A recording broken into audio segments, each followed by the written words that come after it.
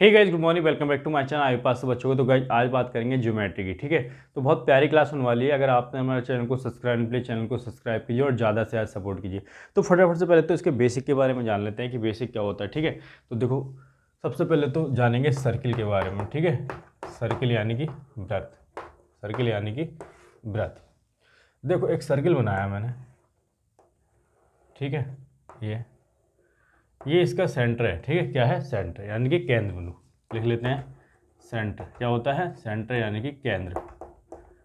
Basic से चलेंगे एकदम। अब इस सेंटर से मैंने एक लाइन ड्रॉ की जो इसको टच करती है, और ये क्या होती है? आपकी रेडियस। ठीक है, इस सेंटर से एक लाइन मैंने और टच की, ठीक है, तो ये भी आपकी रेडियस। ठीक है, ये मैंने यहाँ मिलाई तो ये भी रेडियस, और यहाँ ये भी रेडियस। ठीक है, क्योंकि सेंटर से पास आउट हो रही है। ठीक है, ये होगी आपकी रेडियस। ठीक है, रेडियस होगी आपकी आर। क्या होगी? आर होगी। ठीक है, रेडियस को हिंदी में बोलते हैं त्रिज्या। क्या बोलते हैं? त्रिज्या। वही बात करूं मैं, ठीक है, एक सर्किल बनाया मैंने, और मैंने यहाँ से यहाँ तक आर होगी और यहाँ से यहाँ तक भी आर होगी। होगी नहीं होगी? तो ये अगर आर है, ये भी आर है यहाँ से यहाँ तक की, तो ये होगी 2r। टोटल यहाँ से यहाँ तक की कितनी होगी? 2r।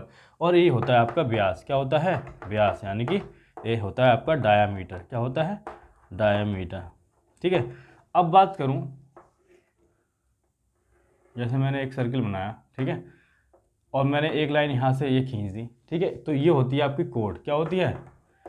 ये होती है आपकी कोड, यानी कि जीवा। क्या होती है? जीवा। ठीक है, और सबसे बड़ी कोड होती है जो सेंटर से पास आउट होती है, यानी कि आपका डायमीटर। ठीक है, अब देखो मैंने एक सर्किल और ड्रॉ किया, ठीक है, और ये इसका सेंटर है। ठीक है, क्या है? सेंटर। और मैंने यहाँ से ड्रॉ कर लिया। ठीक है, तो यहाँ से यहाँ तक का जो पार्ट है, ये जो पॉइंट से लेके इस पॉइंट तक का जो पार्ट है, ये आपकी आर्क होती है। क्या होती है? आर्क, यानी कि चाप। ठीक है, ये क्या होती है? आर्क होती है। ये जो हो गई यहाँ से यहाँ तक की, ये आपकी आर्क बन गई। ठीक है, चाप। ठीक है, अब इनके बारे में हमने जान लिया। अब देखो आगे चलते हैं थोड़ा सा। ठीक है, इसको इरेज कर देता हूँ मैं, लिखते जाना आप साथ साथ में। आ जाओ। देखो अब मैंने तो पहले तो एक सर्किल बनाया।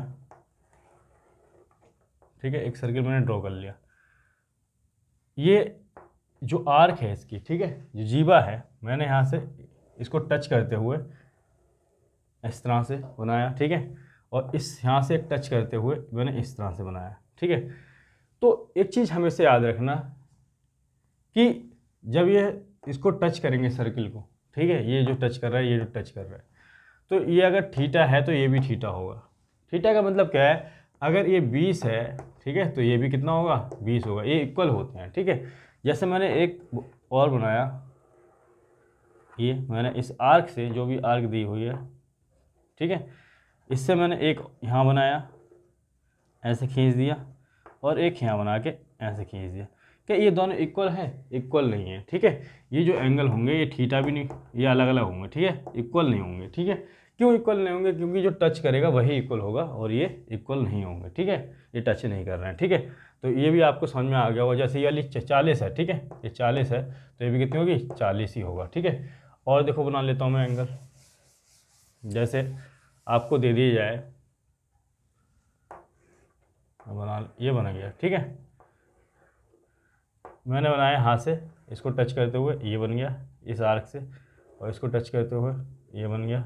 ठीक है, और इसी को ऐसे बढ़ा के, ठीक है, और आपने इसको टच कर दिया। ठीक है, तो 3 बन गए। देखो 1 2 3। ठीक है, अगर ये आपका 35 डिग्री है तो ये भी 35 डिग्री होगा, और ये भी 35 डिग्री होगा। ठीक है, इस चीज़ का आप ध्यान रखोगे। ठीक है, इसको नोट डाउन करते जाओ। और देखो अगर आपको सर्किल दे दी जाए, ठीक है, ये इसका सेंटर है। ठीक है, और यहाँ से ये, और यहाँ से एक ड्रॉ किया, ये इस तरह से। ठीक है, ये आपका अगर 20 है तो ये कितना होगा? ये 40 होगा। कितना होगा? 40। हमेशा याद रखना ये जो होगा दुगना होगा। ठीक है, जो सेंटर पे बनेगा वो कितना होगा? डबल होगा। ठीक है, जैसे मैंने एक और बना देता हूँ, इधर बना देते हैं। जैसे मैंने ये ले लिया, ठीक है, ये सेंटर है,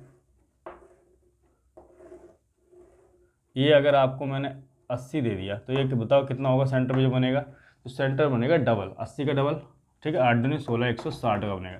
कितने का बनेगा? 160 का।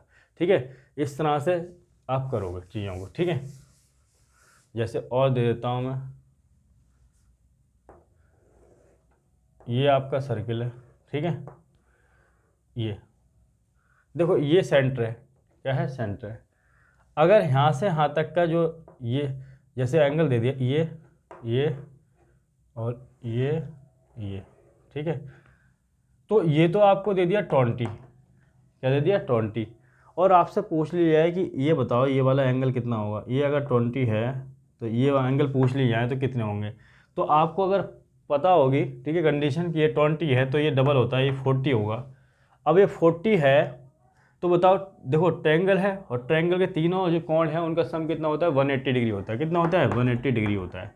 और आपसे ये पूछ लिया है तो ये बताओ यहाँ सेंटर से ये जो है ये रेडियस ही तो है, ये भी रेडियस है।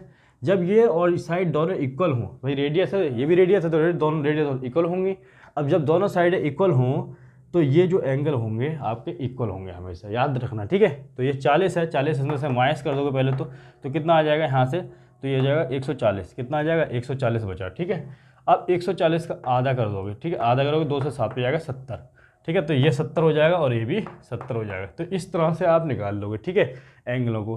तो ये जो है अगर दोनों साइड इक्वल है, ये समद्विबाहु ट्रायंगल हो गया, ठीक है, आइसोसेलेस। ठीक है, तो ये समद्विबाहु ट्रायंगल हो गया। तो इसमें अगर दो साइड इक्वल हैं तो दो एंगल भी उसकी साइडों के सामने के जो एंगल होंगे वो इक्वल होंगे। ठीक है, तो ये नोट डाउन कर लो आज। ठीक है।